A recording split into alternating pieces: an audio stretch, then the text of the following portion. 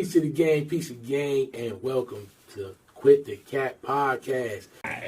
Oh, yeah. I don't want my thighs. All right, let's get it. Peace to the gang, welcome back to Quit the Cat Podcast. It's your boy BP alongside the Bishop and PosiTiff, and you can see we're already on our nonsense already. What's going on, gang? How y'all feeling? My boy said he got his thighs out there.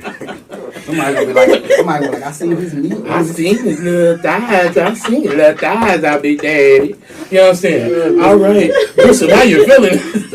Don't let nothing else come peek out. Thank God it ain't live. We have to edit it. I feel good, man. Yes, sir. I feel alive. I feel woke. Good yes, stuff. woke. He's awake. How about you? Tiff, how you feeling? What are we laughing at?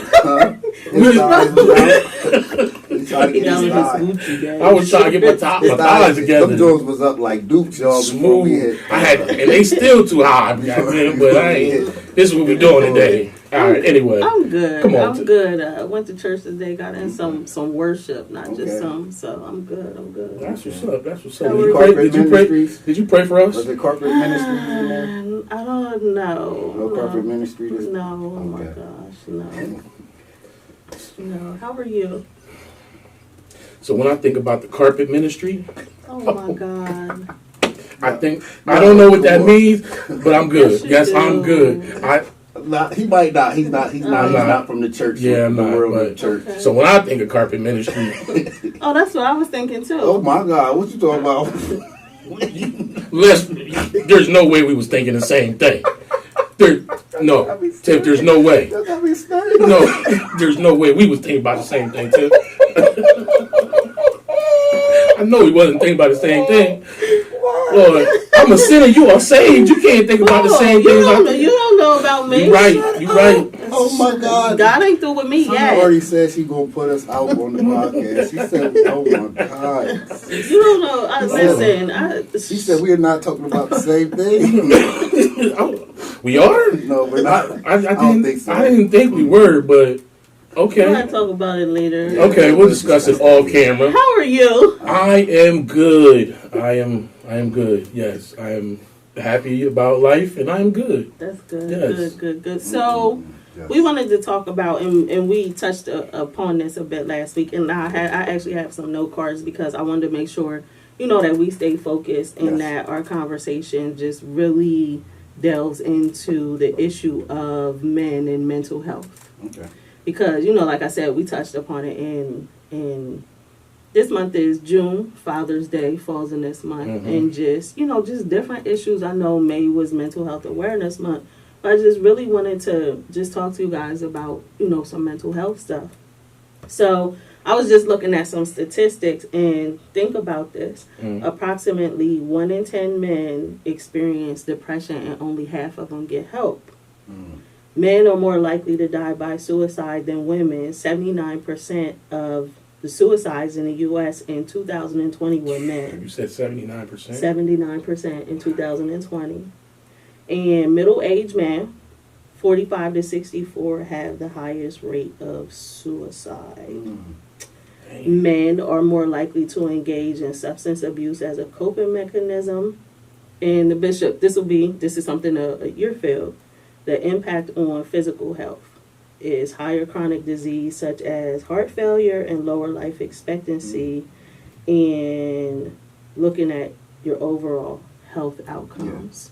So when we talk about, again, men in mental health and looking at those numbers, what is this silent struggle? Like, why do those numbers look like that? Why do the statistics, just in your opinion, and again, this is a different type of conversation than Quit the Cat, but it's a necessary conversation. Yeah, absolutely. And follow us, Facebook, subscribe on YouTube, and just engage in this conversation because we want it to be open.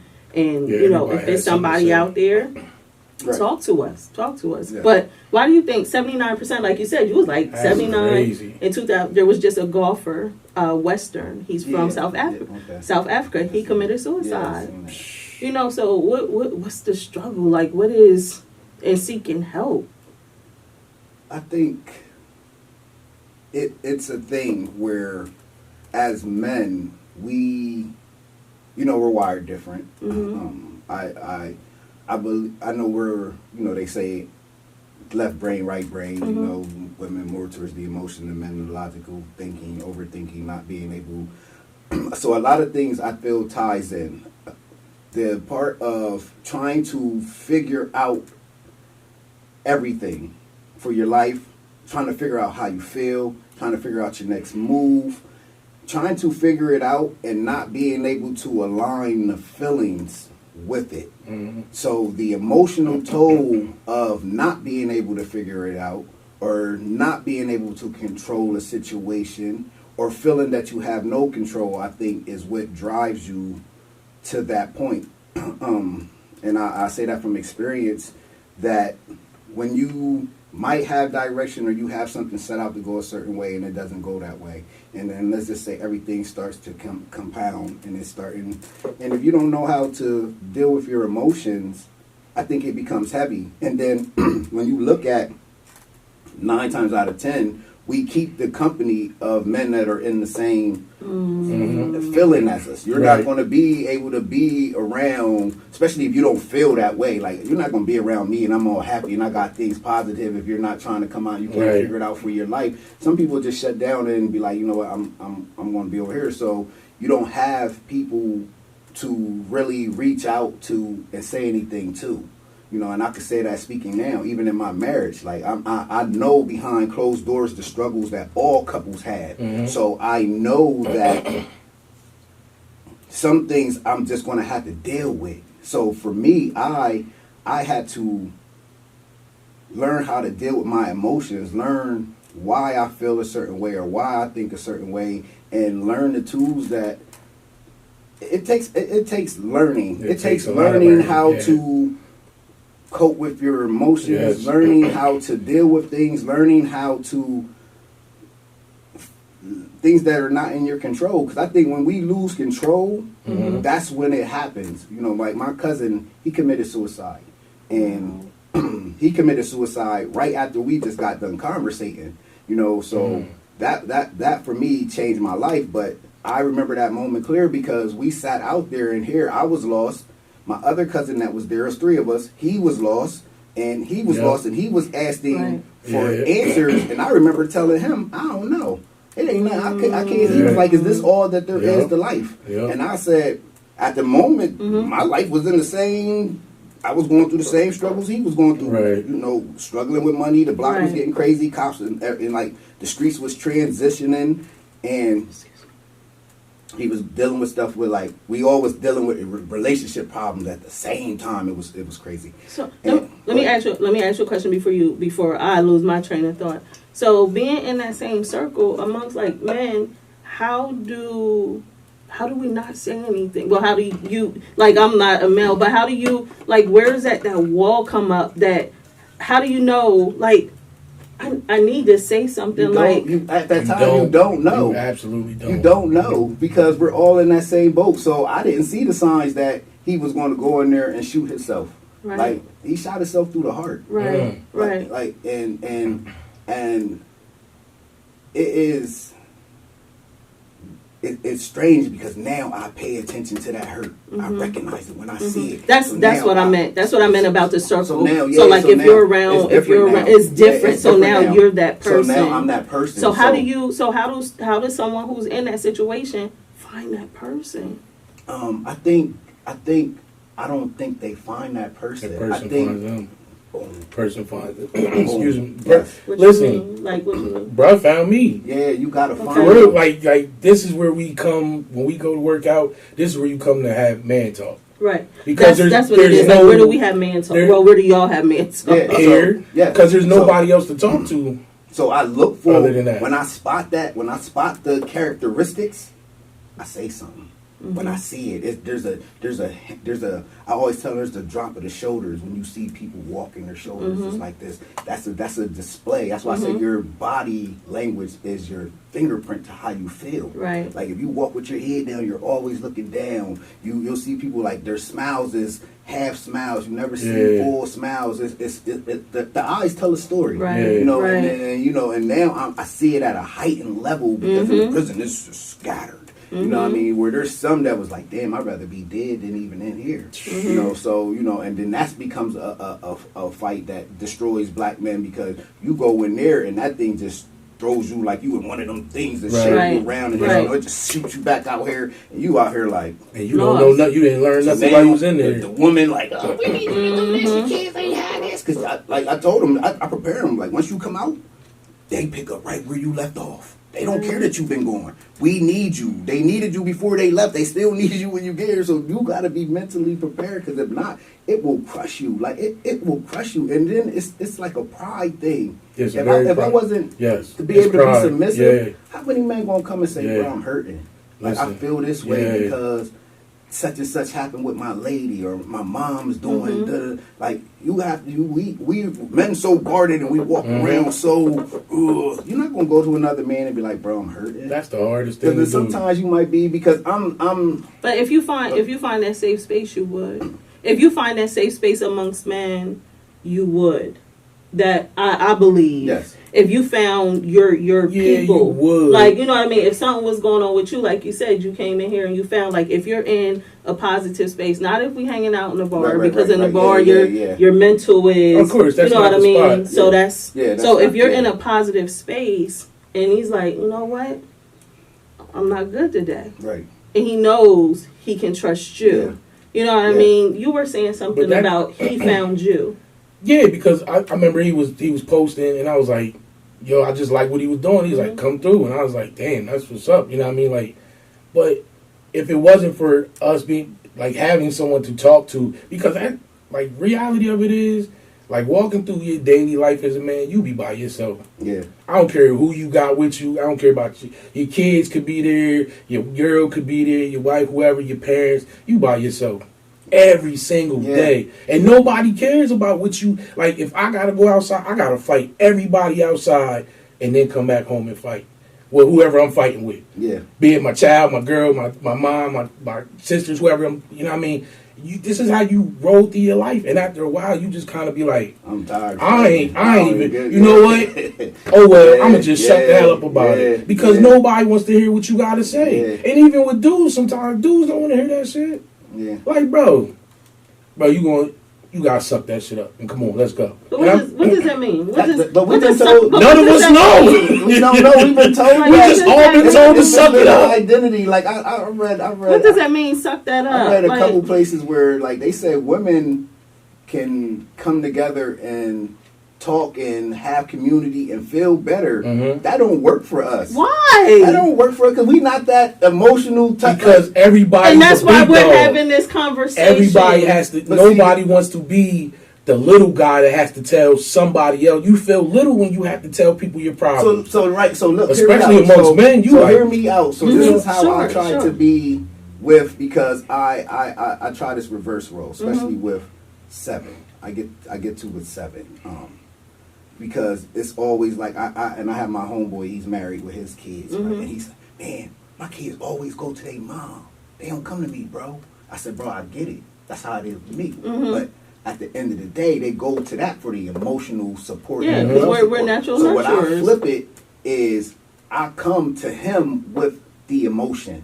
With the I love you, bud, kiss him, hug him. I bring it to him, and not just bro, you know, look, on some day I come as the mom will come, and I greet him in that manner, forehead kisses, hugs, and those type of things because I didn't get that, you know what I mean. So I feel that. I am in tune with my emotions because I was raised by a woman and still been around my dad who didn't know how to handle his emotions. So when you see emotions, it's like, we'll stay away from them. So me, I want to fight. Let's go. Like that's how I felt. Like I get the whatever that little feeling, because it's a feeling inside. When you feel that feeling, you be like, I can deal with it now. But when you feel that feeling, you be like, man, Like, you don't want to feel that way. You know what I mean? So it's like, we call it a cop out, but it's easier to not feel that way and to be able to just basically give up. So when you give up and you still out here and you gave up, whatever your energy is, you don't give a fuck. I'm gonna say it like that. So you gave up. So guess what they do? They kill. I've been there. That's what you do. You, like, however it go, I don't care about my life anyway. So I'm down for whatever happens. Like, and that's another form of suicide. Because instead of you taking your life, you do things that jeopardize and bury you even deeper. Right. So it's like you die slow, but you die alive. Like, you know, it's one of those things. And because you look at rich white people, they lose their money, they kill themselves. You know what I mean? You got everything. You still can bounce back. You got privilege on your side. Right. But yet they mentally can't deal with that emotionally. And they off themselves. Or you got the person perfect example, who's always what they call that murder when you kill you and kill your family. Suicide, homicide. The where the dad sad or whatever he going through, and you come in and kill your kids, your wife, and everything. Like, you be sad. Go be by yourself, dog. But then you look at it like some people. He was by himself. They wired different. It's because that emotion, like when that thing tugs you, and it's like it's different. It's different because logic cannot figure it out. You're not going. If you feel like you can't figure it out, and it's out of your control, and you don't know how to deal with it being out of your control. So I think along like you have different. Like, he was more aggressive, where I was like, I'm just going to be passive, and I'm just going to totally turn to me, and I'm not dealing with nobody. Right. So you have people who just shut down, or you have people who go. And I was I'm like, oh, word, I'll go be by myself, and I don't care about and I'll be like, F everybody. And I'm you know what I mean? And I'm going to be on his point. That's where emotional eating comes in. For people, for men. That's where you see men like that. That's another way of them coping with whatever they're going through. Like, it's no different. Like, emotional eating goes for everybody when it's something that they do. So when you see that, or it'll be emotional for men, drinking. It might smoking, be outlet, drinking, like whatever. Sex. Like, you abuse women, don't care nothing about them. It's just about your need from it. Nobody else's. But it's just to deal with or to hide from your stuff.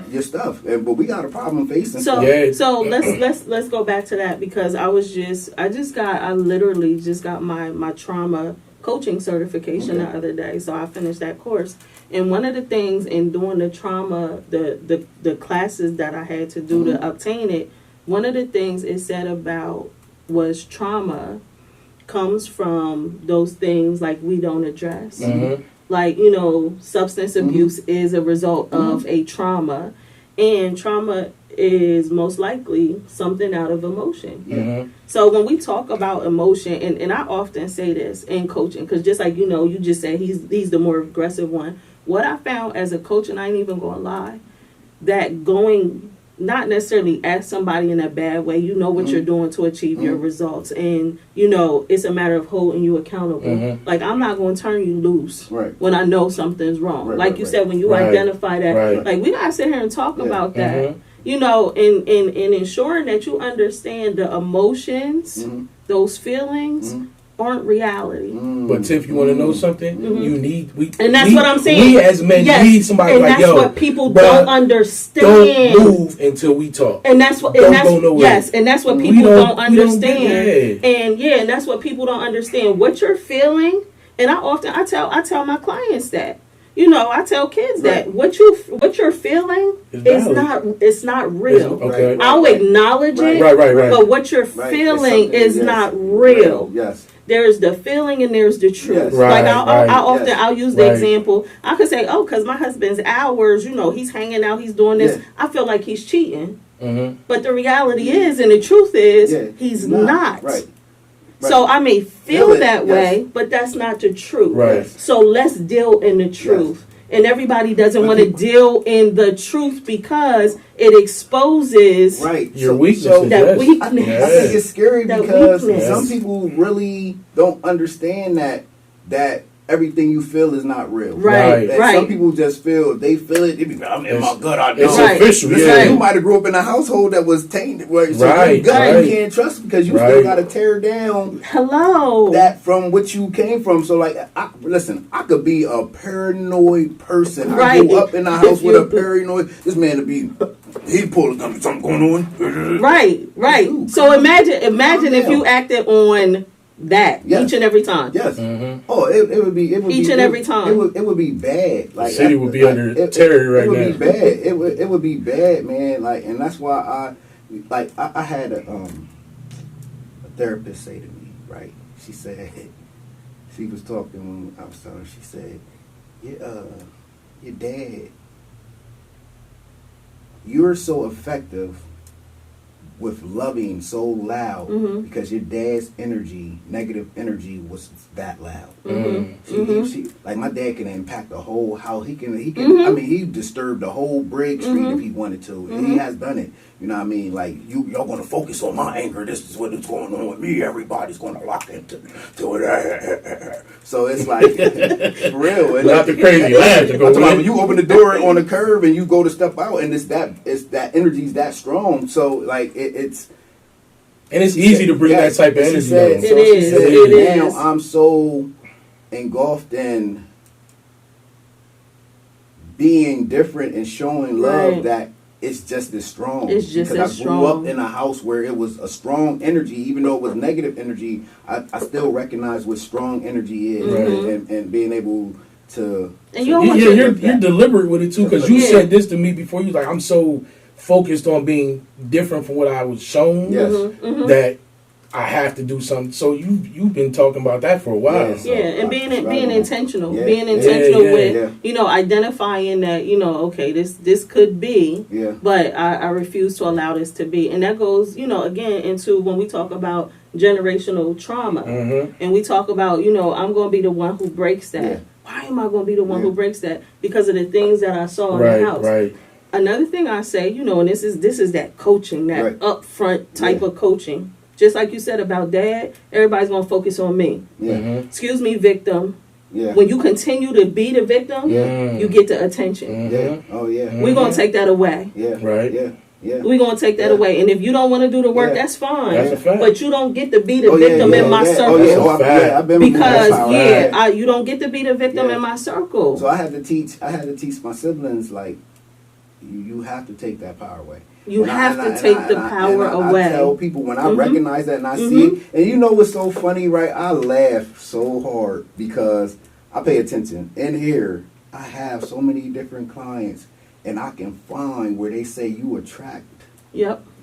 I see myself in everybody's part of everybody that's in there. We all got the same, you know what I mean? And it's just like, is it for our environment that we grew up in, or is it just... We're human. We're human. We all have, that experience,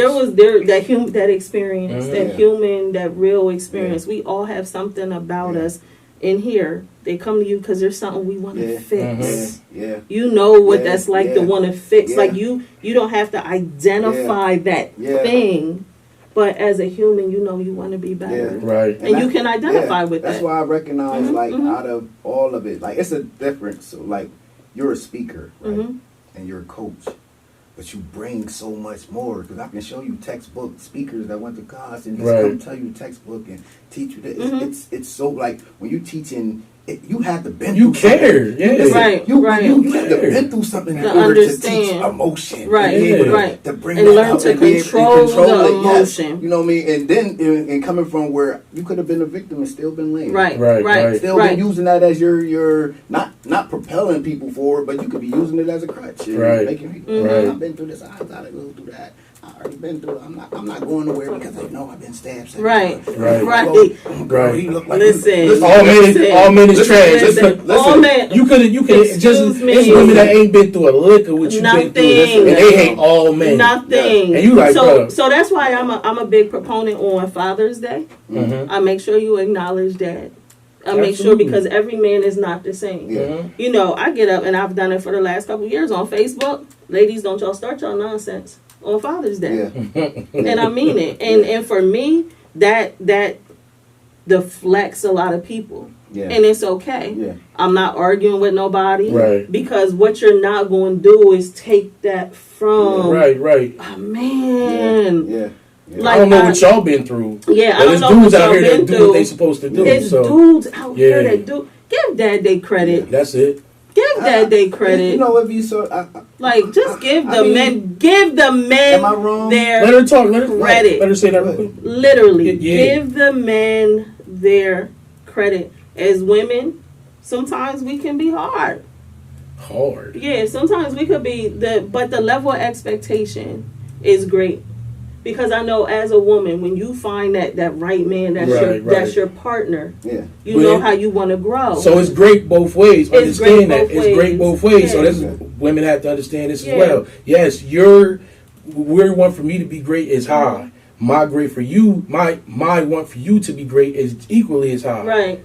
We have to learn that. We have to meet there. I'm gonna say, President Obama wouldn't have been the president. Understood that. Had he not been with Michelle. That's Michelle.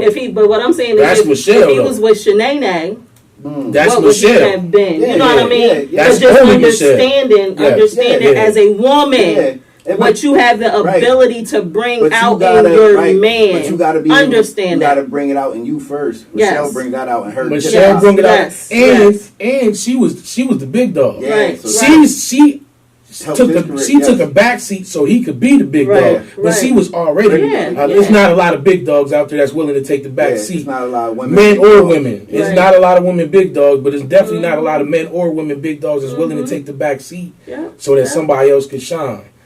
That's the difference between Michelle and Shanae. Her name's Shanae. Why I like Shanae. Okay, continue. I do like on Father's Day credit and things like that. I don't seek it. I don't worry. You don't have to. You're not supposed to. But they still supposed to acknowledge you. I look at my children, how they turn out, and the love that I give. Like that's what it's about. And that's amazing. Yeah. But I'm gonna say they still shouldn't I feel like slap I'm a father of men. Listen, like, I love when my daughter tells me all the things that I poured into her. She wrote me a birthday card, and it was, Dad, I love how you do this, and you give me this, and you do this, and you talk to me like that. To me, is what being that's what being a father to me is like giving emotionally. Because I didn't have the emotional give. It was more of a, I see you, I love you. When I see you, I love you, but. Yeah. I need to see you every day, dog. Because yes, I grew up with all women, so I'm like, this ain't. But do you have the emotional give now? Do you for your daughter? Like I got it for her. It's everybody else who suffers. Everybody else, because I will be like, everybody else could get chopped. I can't chop her, right? And I mean everybody. Mom, that's important. Family man, I will chop a month in a second. But she can't get chopped. Right. But I have to learn how to deal with everybody that way. You know what I'm saying? Because I don't. I deal with her that way because that's my child. But everybody don't get the same leniency. They're not supposed to. Absolutely. I don't believe that they're supposed to. Exactly. Yeah, so. I don't believe that. I don't believe until she gets to a certain age, she gets it now. She gets it. But when she gets to a certain age, I just be like, have you ever? I don't know. Will it have made a difference? I don't know. I think. I'll say this. I am grateful for the way I did grow up. I sometimes I get a little like.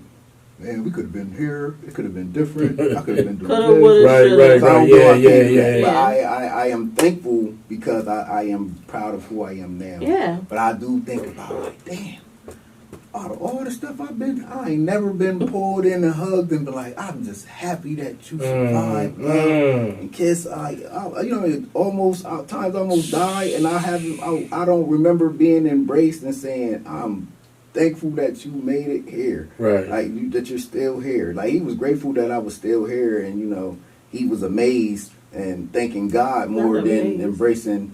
But But did you ever not to beat up on? Yeah. Did you ever stop to think that it's real life though? Don't know how. Yeah. No, not even that he don't know how. But you was out there making some choices. So how does he can be thankful, but you made a choice as a grown man to be in the streets doing what you're doing. So being that you, spin move. I know I didn't mean to do that. Come with the spin move, boy. Listen, a choice and being guided is two different but things. what I'm saying is, you reach a certain age and you make certain decisions. Right, but my son reached a certain age, and I got 26-year-olds and 20. They didn't make that decision because I was there to guide them. So that's what I'm saying. So that's what I'm saying. So I made choices before them. None were given to me. Right. So at the end of the day, you still had a job to do because the reason I'm in this situation is still on you. No, it's not. Yeah, it is. No, it's not. I mean, you can say, look, no, all that, but you listen, get to a certain age and you make choices. That's right, but that's biblical. I get all that. No, that's not biblical. That's real shit. Listen, you get to a certain age, your parents are not responsible for the choices you make. We still are. No, we're not. At what point? We're not. At what point? No, we're not. Oh, my daughter is 23. If my daughter makes a choice, that's her choice. That has nothing to do with me. Right, she's 20. My kids in the age of me and at 14 carrying. Listen, I have that choice. You still teach them that. You still teach them about choices. Yeah, they know about choices, but they're going to make the right choices because I'm there to guide them. But they are. Not always. I can say they are. My son's 26. So we can see in other people's situation, but in mine they are. But that's what I'm saying. So what we're talking about, but that's what holds our kids to not making mistakes. Right. My kids come to me before anything graduate and say, "Dad, what do you think I should do here?" That's me teaching them before you go to make decisions. You come check with me before it's something. But they shouldn't. But listen, what I'm saying to you is this. That's great. Mine's do too. My son is 28. What I'm saying to you is, as a child, give them the room to where they don't always come to you. They may not trust them. I hear you. That's what I'm saying to you. Right. Trust you them. do it that way, but I'm gonna do it. No, I'm done. My kids are 23 and 28. So I'm hands off. Listen, that's cool for you. Yeah, that's cool for at you. 23 and 28, I'm hands on with mine. Like that's where I'm at as a man, as a dad. I'm telling you, I don't know what your son or whatever he like. I know for me as a man, from my bloodline, from what pumps through me, I'm guiding them choices. I know what runs through their blood. I'm guiding those choices. So, and that's how it operates. And that's the problem now. We giving too many choices for people that don't know how to decide what to do in this society. I'm not leaving you to that to figure that out by chance. The world is doing too much manipulation. There's too many different things that you don't know about that they're psychologically warfaring on you on. I'm not giving you that. That's the same way y'all sitting in church as grown-ups, letting a pastor decide for you your choices. As grown-ups, there's a whole church full of them in there. So they're still being guided because they need a pastor to help them with their religion and their spirituality. I got to be in church on Sunday. I need to fill up. Why can't you fill yourself? But again, you're still not deciding on your own. So the choices don't stop. That's why we got grown-ups right now looking for somebody to lead them and give them choices where they're in. So I'm sorry. So I see both ways. I'm sorry because I do feel I feel like I don't know when I'm going to be hands off, and I don't know, I'm not looking forward to it. And clarify hands off. When I say hands off, I'm giving you the room to make your own mistakes. Understood. That does not mean my kids can't come to me. That means that you don't have to check with me before you do something. Oh, that's for you. That's all. That's what I'm saying. That means that every Sunday, me and my son had a conversation about church, and my son literally said to me, "My kids were raised in a church." My son said to me, "Mom, I want you to know that I believe in God. I don't believe in God the way that you do. Guess what? I'm good." Right. What I'm saying to you. Cool. What I'm saying to you is I guided to the point that I needed to. Yeah. I respect what you say and your viewpoint as a grown man because you don't see the world like I see the world. Right. Your experiences are different. So I don't want you to come to me every time. You have a question about something. That's all I'm saying. Right. That's what your grown kids. But my kids, listen, come to me.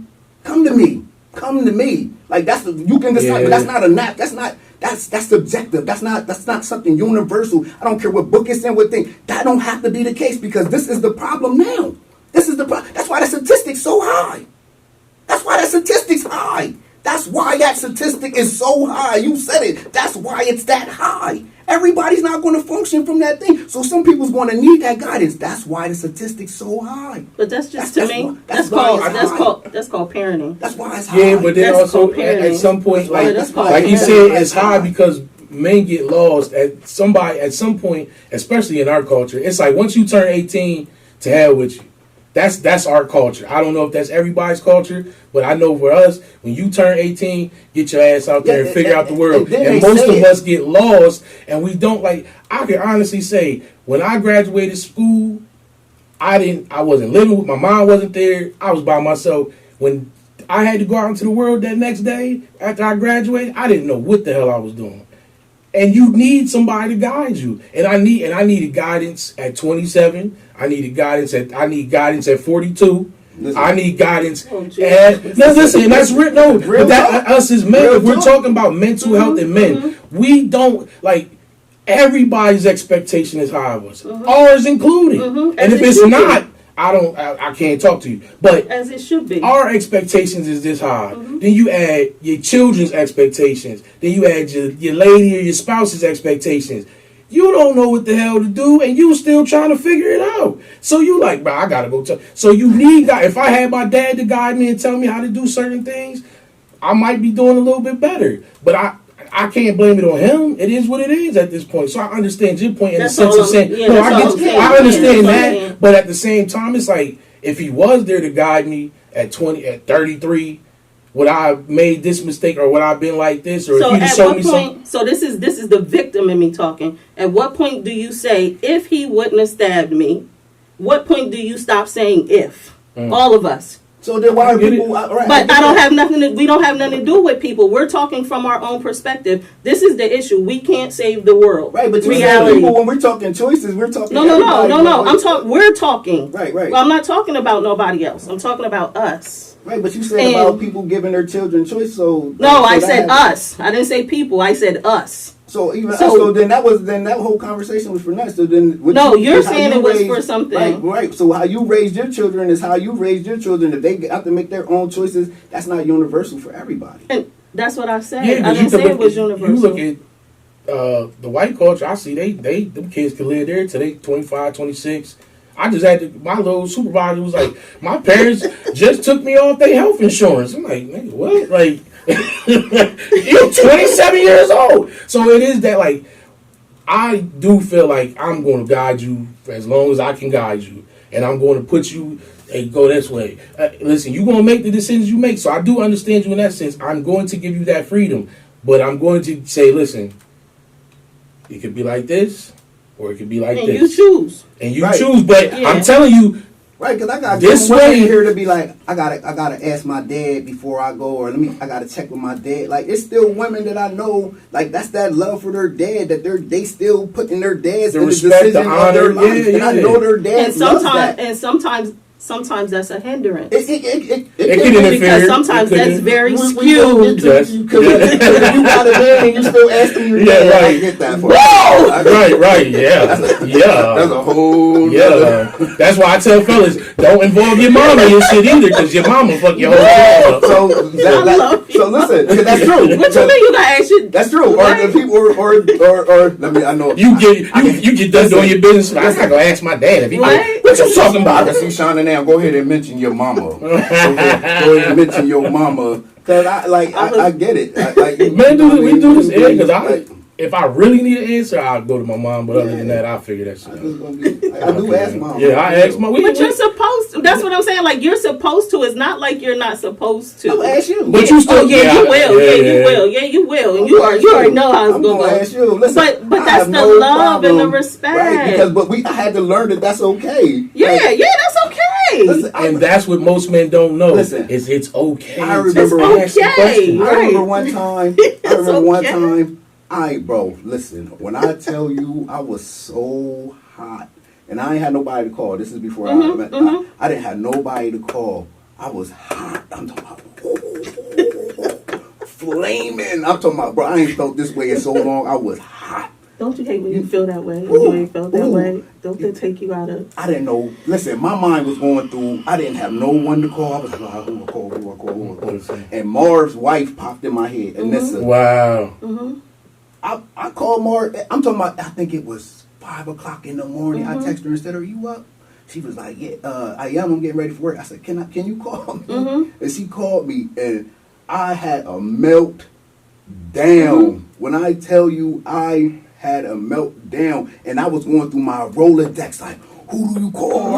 I didn't know who to call. I wasn't gonna call the church. 'Cause I just got out of that. I didn't. Don't call the church. So I wasn't gonna call because I knew it was going to be. I ain't want it. Nah, they would have been open. They would have been open for me. What church you go to? My uncle. He was talking about my uncle. He would have been up. Oh, that's love. I didn't want to. Church ain't gonna be open. I did, but I called Marv's wife, man. When I tell you, she listened to me. She gave me she gave me feedback. And I felt better. And I had a couple meltdowns where I had and I wouldn't have never normally did that. Like, you know, that's growth. And afterwards I was like, dang, bro, you wildin'. Like, you wildin'. You wildin'. But I did, and I felt better. And what I realized at the end of the day, I'm still a man. Yeah. Don't none of it look Yeah. But we lose sight of that. We'll lose sight of that. Oh, don't let us feel like that just made us soft or but what you just say in the beginning, you said the control piece. Yeah. Like when you feel like you losing control, like you I'll get call to you real quick. Listen, that's what I'm I'll call saying. you real quick. And that's why I think about what men and I don't know, this thing where I might be just different for me because being like a mama's boy or something, like I can confide in women and still feel, because I feel like that part that you were saying about the male having, what y'all do for healing us in those type of moments is different than we could get from like, a man. Like I don't want to see y'all hugging like after that's not going to change. That's my boy. I love him. That's But not, we don't gotta that's love. not the embrace that changes me. like no cheek to cheek. Yeah, No cheek to cheek, for real. After the tears, Yes, like last week's episode, after the emotion and the tears, you be like, come in, bro, and you like, nah, I don't want no that. Nah, like no meat to meat. Like I see That's the not good. most time when you see people where I know like you open to that embrace is when somebody Keep your thighs dies. Yeah. That's it. Like with a man, where if actually an energy exchange of comfort is only in the time of grief.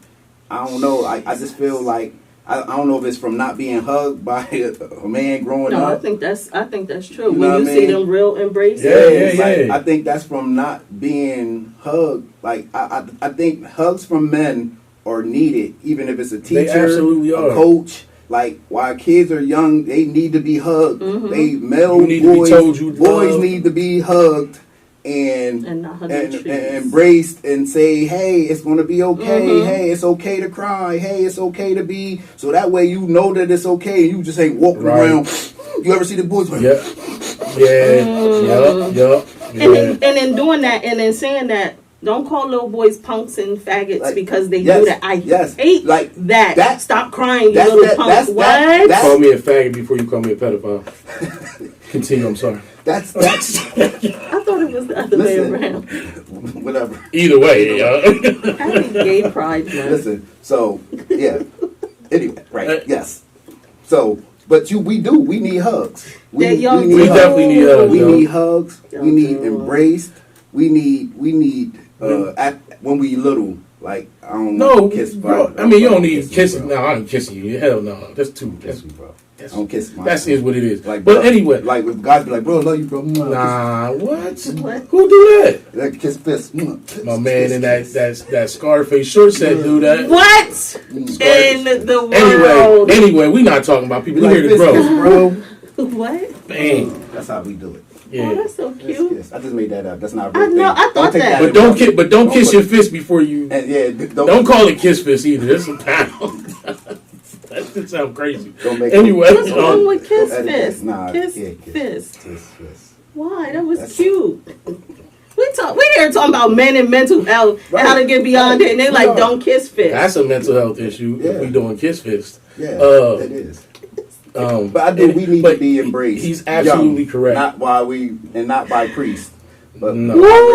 or pedophiles. Yes, we do need to be. Children. We do need to be embraced. Yes. We do. I think what I don't like for our culture of men, I feel that we can be a little bit more. Oh, that sounds weird. I don't want to say intimate. That sounds weird. Everything nowadays is so. But we can be more intimate. We can be more close. Because listen, right. Look, we got time. Listen, I'm gonna tell you real talk, right? I noticed this, right? Listen, for real. I don't want to say that word. Because it's like intimate. They be like, well, it was already getting in touch with your identity. And somebody said, "You notice this Gay Pride Month? Are they coming out?" I said, "Wait." Listen. Tony. Listen, so coming out to take all the women that the niggas don't want. Okay. So, I'm sorry. So you about to get in trouble when you get can home. see in spaces, right, where men are not comfortable standing next to a lady in their space. Like I promise, I see that in here. Like I can be way over here. Somebody, oh, you need room, bro? I'm nowhere near you. Yeah. It's okay. I can tell when people are not used to men being in their space. Other men don't like men in their space. Yeah. Like a woman come in your space, you cool all the time. But if a man come in your space, you can tell the difference of men that are not used to men being in their space. Like and in jail, it forces you to be in the space with people. But it's this thing where even then you try to keep your space, but being comfortable with like men that haven't been in them situations where you're in close proximity with men. Like when you're on sports teams and camaraderie, you're in. But people that you see haven't they're not comfortable with that. Yeah, like you can come, they be moving. You need room, bro. You cool. Like if somebody slides in between y'all in a seat, y'all good. That's what I'm saying. Like, I'm cool, yeah, y'all good. I mean, we're going to like, what the hell, but you know what I mean? Most people would, but it's y'all, so y'all don't. Right. I think we need more of y'all. It's the thing. But I think it's truly in this day and age, because I feel that adds more pressure to men, is being comfortable in your sexuality and being comfortable with knowing that you're a heterosexual male, but being comfortable with being in the room with males that are not, and not feel threatened or not feel like your manhood, or not feel like somebody's going to judge you and say something that wasn't, and be okay with. Because I'm the type of person, what's true is true. Yeah, I don't care what they ain't gonna play you. They can't play you. Like, you know, so I stand on that, and I think it takes something. Like when I remember I was in the cell, they was like, with the guy, he was gay. He was like, yo, you know your cell is gay, right? Yeah. Right. He ain't about to do nothing to me. But give him a CPAP. He needs CPAP. You gonna stay in there? You gonna stay in there with him? I was like, yeah, I'm staying there. He ain't eat, so I got to eat his food. I wasn't going to starve because he's gay. No, I'm staying here. Wow. He don't eat, so I'm eating all his food. I don't care what anybody says. I know I'm not. But the level of maturity, like even the level of maturity, and again, I think that's what separates you and makes you men amongst men. Yes. Because most people won't say that. Yeah. Because he's gay and we in a cell together. What that got to do with me? Yeah. That don't change nothing about me, and I'm not going to mistreat him. I'm not going to mistreat him. When they were talking about don't ask, don't tell, don't send the gays to the man, shit, I ain't trying to go. You better send my man. He want to go, let his ass go. I'm not going. Right. They were saying don't ask, don't tell. Like if you was gay, don't go, don't say, don't. Yeah, because they don't express yourself in the military because they want go take your ass in there because I'm not like if that's his thing. And if we was in there and he saved me, guess who my best friend is? The gay bull. And I don't care how nobody feel about it because bruh saved my life and that's my dog. Now we ain't gonna do nothing beyond kiss fist. Pause. But you know what I mean. Other than that, that's my dog. But I think going back to your point of saying like. Men don't be comfortable with men, and you can see it. Like when we was out last, you can see the energy. Like dudes have to posture because they're so insecure in how they are. It's like I do this. It's like, bro, you not. That's not even your real. But energy. In those settings, who are they trying to impress? The women. The women ain't impressed because the women is scared. The women ain't paying them. They shaking their ass, or if they see it, they scared. No, the people who see it is people like us standing there like, yo, this young boy about to mess up the whole party. Yeah.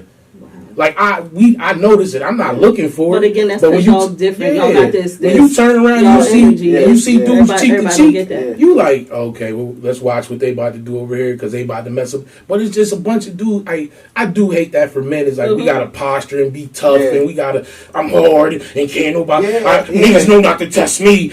I hate being. I just knock it off. My energy is already.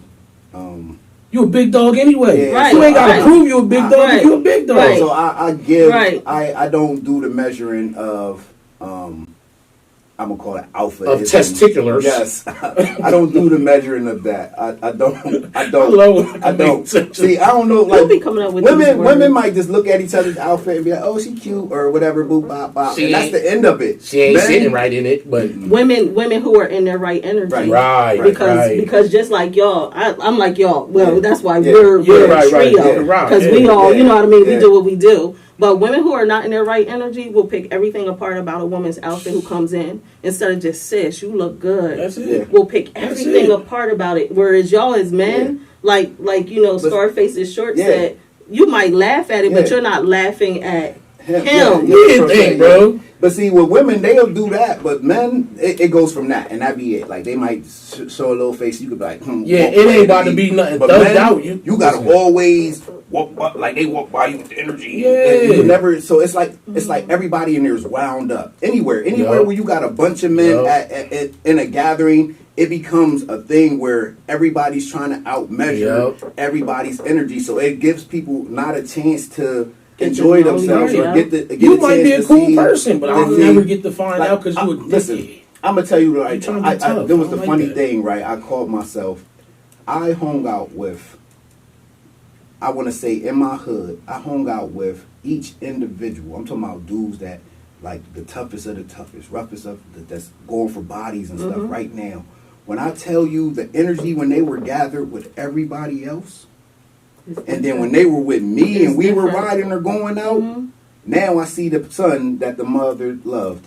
I used to say that all the time. Now I see the real person. I got every time. I got to see people take down every time. And this is even when I was in the streets. Like because I'd always be myself. Like I go to a party, everybody standing around, I dance. I didn't care what nobody say. Like I'm dancing in front of while everybody in there thugging. We all I'm on the dance floor. I'm from 2 to 5. It didn't matter where it's at. I'm having a good time. We came to party. Y'all stand and look hard. I'm gonna do this. Yeah. So like that was always a thing where they'd be like, "Oh, bro, cool." Like I always got because I'm coming to party. And they see me. They like party about to start. That'd be my energy because the party was the party or punch you. A party energy. So that's what I came to do. And like, when we on the street and we in the field, it's two different things. Let that man party. Like, I knew the difference. When we're in the field, we're in the field. When we're on the block, we're on the block. When I came to party, that was me getting to be who I truly am. I was gonna say, and even like what you shared from last week, like you're just figuring out your identity.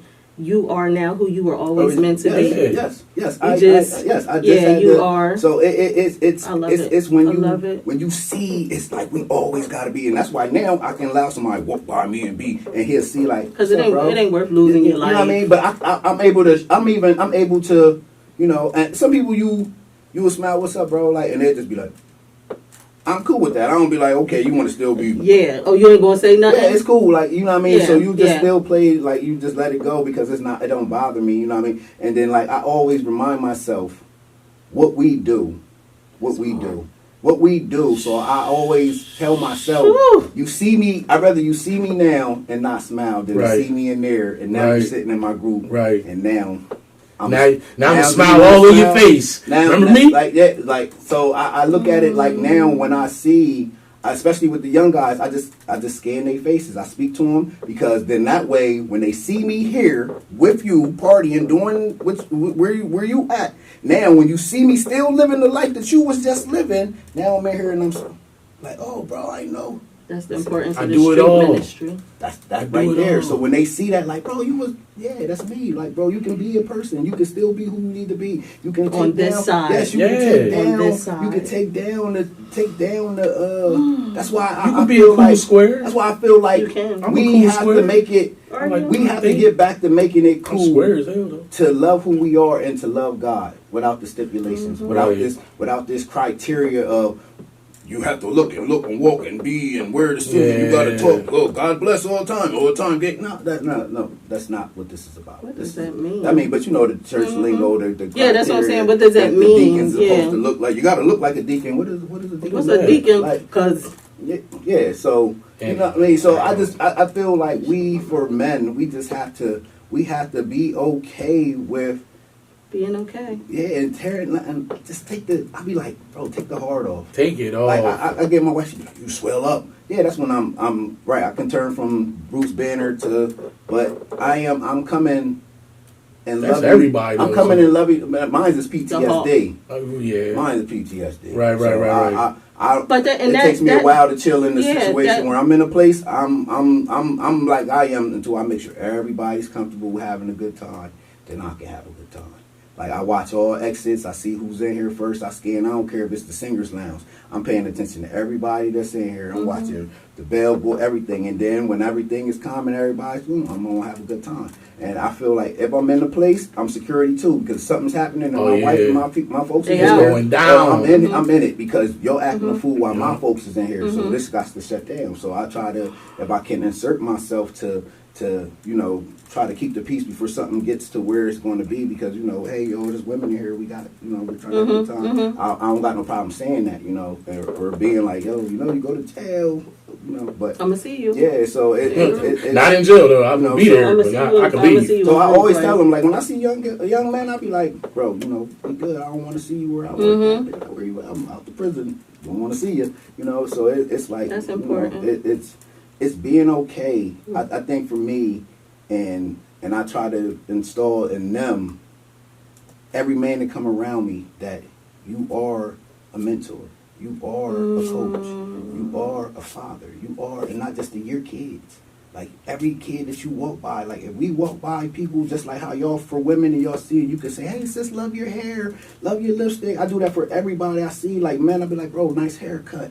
Bro, I like them shit. You know what I mean? Giving you a compliment because men ain't used to men complimenting them. So I'll give men compliments because men ain't used to other men complimenting them. Men will be I see men and be like, bro, whoa, bro, you look good. When I tell men that all the time, they'll be like, bro, you look good. You look good, bro. And you can see their shoulders relax. And you see up and they be like, oh, thank you, yeah. And like, because men don't compliment men. They don't compliment. So I make it a thing. I love a tailored suit. So if I see you in a tailored suit, my boy, that is crazy. I compliment men. I love it. I compliment them because men don't compliment. Men have a problem with complimenting men, and especially if I think that stems from the daddy. Like I do. Like if our dads wasn't saying, "Hey, you son, you looking good. Get ready to go to prom. Or you about to go on a little date. Hey, you look good, boom." Like it.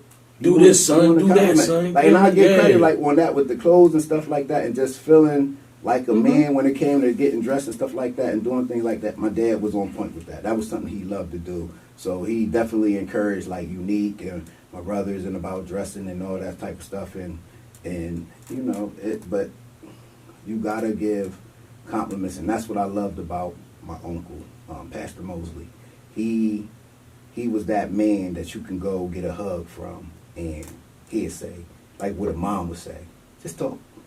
He had no lecture. He'd be like, man, give me a hug. You're going to be okay. I love you. And that'll be and that is truly what you need. That is what we I can use one of them right now. Like if my mom got brothers and uncles and all that stuff, and even there on their side, there's no compassion for men and being like, hey, that love you, boom. Like besides my uncle that's in the church, like my mom's one brother, he will give you like he knows about that, but out of the brothers, he's different. You know what I mean? His compassion, his he's not angry. He would take the low road so many times and allow you to like walk over top. Like he's just that type of guy. So when you look at that and he's still a man, you know what I mean? So you be like, yo, I ride for him. Right. You have somebody like, so for me, dudes that show me love, anybody like when I know I'm gonna put myself in that situation, but I'm still the type of person I'm gonna ride. Like I'm gonna ride. I can't get that out of me. Like I'll come to you and be like, hey bro, we not gonna handle it that way. But if it's something that's hurting you and it's grieving you to the point where you feel like we gotta murder somebody, don't say that. I'm just being honest. I'm being honest. I'm gonna grieve with you to the point where it feels that bad, because that's the thing that feels bad. Your ego and everything. So we're gonna mourn in that space, because if it's that where you feel you're gonna kill yourself or kill somebody, that's if it means we gotta sit right here on the floor together, and you gotta all night. Put your head in my lap. Nah, we not doing that. We're not doing that. We're not gonna fight you. We not doing that. We gotta close out. We gotta go. We go because that's why I put my thighs away. We this is serious, and we gonna keep this going. But we gonna end on that note because we were at the time. Yes, we were. Y'all watching. Y'all gotta Listen. keep me in, because I No, we're good. We Listen, are folks. good. This has been an excellent episode. Listen, man, let's come together. Let's work together. Let's build. Let's grow. Let's learn. Let's be better. We need to be better for ourselves, for the women, for the kids, Amen. everybody. But this has been another episode of Quit the Cat Podcast with your Absolutely. boy BP, Yes. the Bishop, Yes. and PosiTiff. See ya. we're not We had a putting blast. Before we, no Go heads ahead, in the Phil. lap, bro. No heads in the lap, no heads kissy in the fist. lap. All that stuff is pause. Wait a minute, kissy fist. It was kiss fist. Kiss fist, You kissy added fist. a Y on it. He kissing more fists. Y'all have a great one. Peace. We'll see y'all next week. Peace to the gang, peace of gang, and welcome to Quit the Cat Podcast.